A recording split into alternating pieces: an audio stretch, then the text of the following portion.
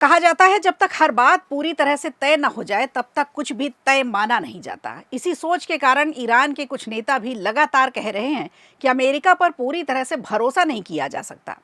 ईरानी नेताओं का ये विश्वास मुख्य रूप से 2015 के परमाणु समझौते के अनुभव से जुड़ा हुआ है।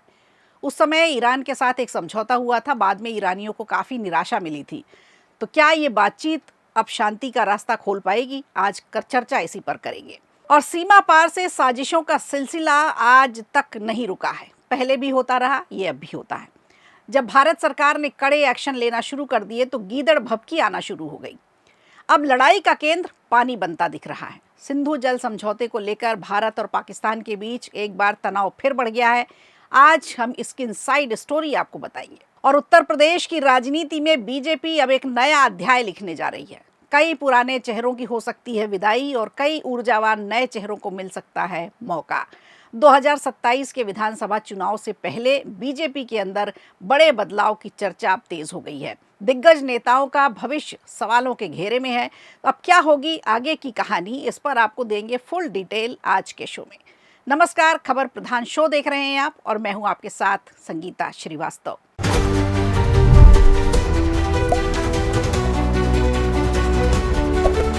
तो शुरुआत करते हैं सबसे पहले अंतर्राष्ट्रीय खबर से। और दुनिया की नजरें इस वक्त स्विट्जरलैंड पर टिकी हुई हैं, जहां अमेरिका और ईरान के बीच हाई लेवल बातचीत का सिलसिला चल रहा है।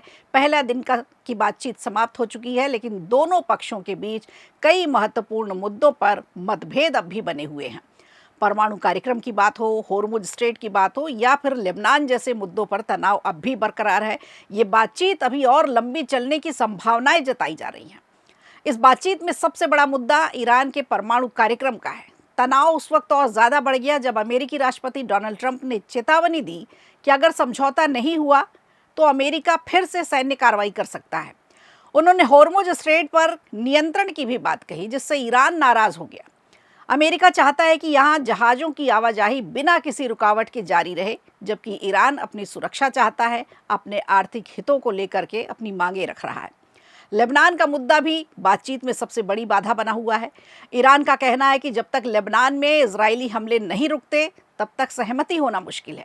लेकिन इजराइल है कि अब वो मानता ही नहीं। उसने साफ कह दिया कि दक्षिणी लेबनान से अपनी सेना वो तब तक नहीं हटाएगा जब तक उसे सुरक्षा का पूरा भरोसा न मिल जाए, और ये तभी संभव है जब हिजबुल्लाह भी इसका पालन करे।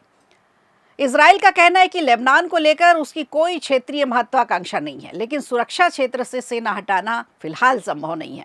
इस पूरी बातचीत में कतर और पाकिस्तान मध्यस्थता की भूमिका निभा रहे हैं। दोनों देशों की कोशिशें हैं कि अमेरिका और ईरान के बीच बातचीत जारी रहे और शांति की स्थापना हो और 60 दिनों के भीतर किसी समझौते की दिशा में आगे बढ़ा जा सके। ईरान के प्रतिनिधि मंडल की अगुवाई संसद अध्यक्ष मोहम्मद बघेर ने की, जबकि 18 घंटे चली बातचीत के बाद ईरानी प्रतिनिधि वापस तेहरान लौट गए। ईरान के विदेश मंत्री अब्बास अरागची ने कहा कि बैठक में कई अहम मुद्दों पर चर्चा हुई और भविष्य के समझौते की रूपरेखा पर बातचीत हुई, लेकिन अभी भरोसे की कमी बनी हुई है। यानी पूरा भरोसा अब तक नहीं हो पाया है। इसका कारण है 2015 का परमाणु समझौता, जिसके बाद रिश्तों में सुधार की उम्मीद थी, लेकिन बाद की घटनाओं ने ईरान को संदेह बढ़ा दिया। इस बीच ईरान की कुछ फोर्स के प्रमुख इस्माइल कानी ने इजराइल को चेतावनी दे दी है कि अगर वो दक्षिणी लेबनान से पीछे नहीं हटता है तो उसे साल 2000 जैसी स्थिति का सामना करना पड़ सकता है। दूसरी तरफ बातचीत आगे बढ़ने के संकेतों का असर बाजार पर भी देखा जा रहा है। अमेरिका ईरान समझौते की उम्मीद से तेल की कीमतों में गिरावट आई। एयरलाइंस कंपनियों को भी थोड़ा राहत मिली। फिलहाल पूरी दुनिया की नज़र इस बातचीत पर है, क्योंकि इसका असर सिर्फ अमेरिका और ईरान पर नहीं बल्कि पूरे पश्चिम एशिया की सुरक्षा और वैश्विक अर्थव्यवस्था पर भी पड़ रहा है।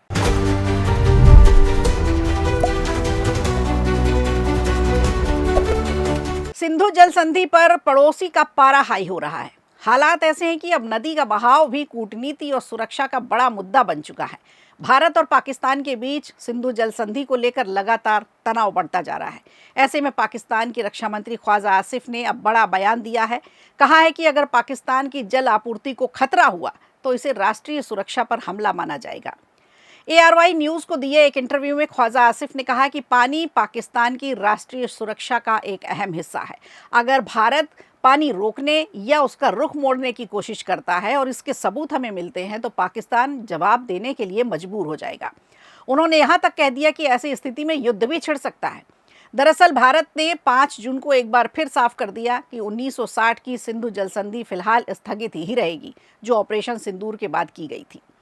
भारत का कहना है कि जब तक पाकिस्तान सीमा पार से आतंकवाद को समर्थन देता रहेगा, इसे बंद ही रखा जाएगा, तब तक इस संधि को बहाल नहीं किया जाएगा। अप्रैल 2025 में पहलगाम आतंकी हमले में 26 लोगों की मौत हुई थी। इसके बाद भारत ने कड़ा रुख अपनाया और संधि को निलंबित कर दिया।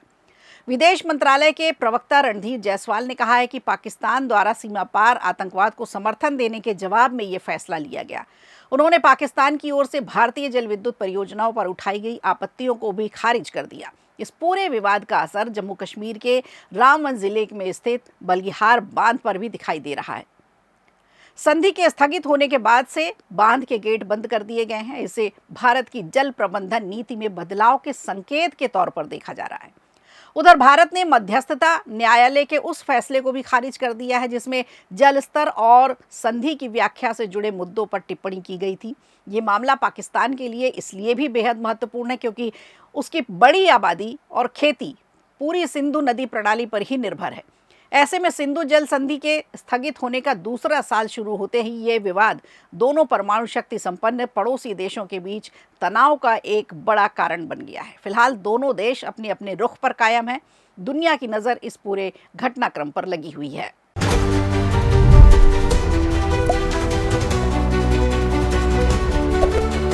और आइए उत्तर प्रदेश चलते हैं, जहां राजनीति में बीजेपी के भीतर खलबली मची हुई है। एक ऐसा फॉर्मूला इस समय चर्चा में है जो कई बड़े और पुराने नेताओं का राजनीतिक भविष्य बदल सकता है।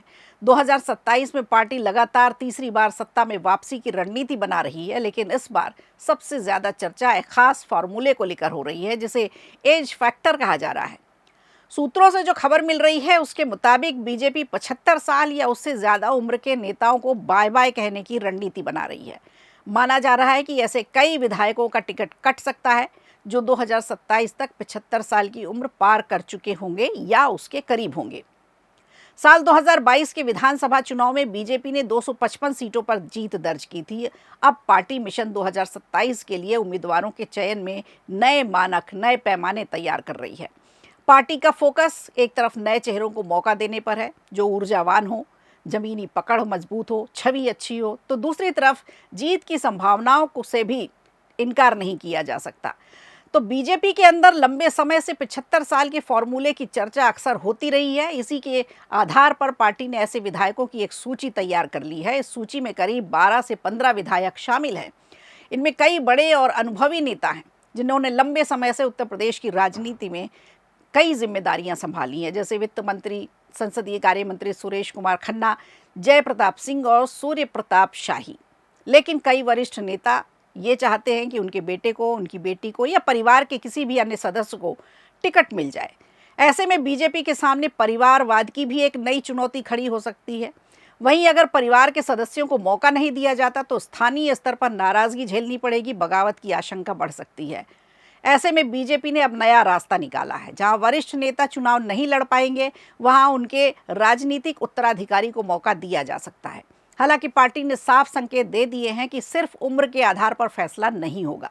उम्मीदवार का प्रदर्शन देखा जाएगा, जनता के बीच उनकी छवि देखी जाएगी और क्षेत्र में उनकी पकड़ कितनी है, इन तीनों ही चीज़ों पर उम्मीदवार को खरा उतरना पड़ेगा ताकि जनता के बीच खराब मैसेज ना जाए, क्योंकि परिवारवाद के पीछे ही भारतीय जनता पार्टी कांग्रेस से मुकाबला करती आई है।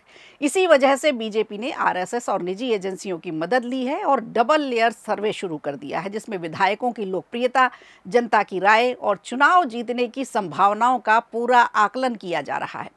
कुल मिलाकर 2027 का चुनाव सिर्फ सत्ता की लड़ाई नहीं होगा, बल्कि उत्तर प्रदेश चुनाव बीजेपी में एक बड़े पीढ़ीगत बदलाव का गवाह बन सकता है। पुराने नेताओं की जगह नए चेहरे सामने आ सकते हैं और यही बदलाव आने वाले चुनाव की सबसे बड़ी कहानी बनने जा रहे हैं। तो खबर प्रधान शो में आज के लिए इतना ही। दीजिए इजाजत, नमस्कार। वीडियो अच्छा लगा हो तो लाइक कीजिए, शेयर कीजिए और कमेंट बॉक्स में हमें ज़रूर बताइए।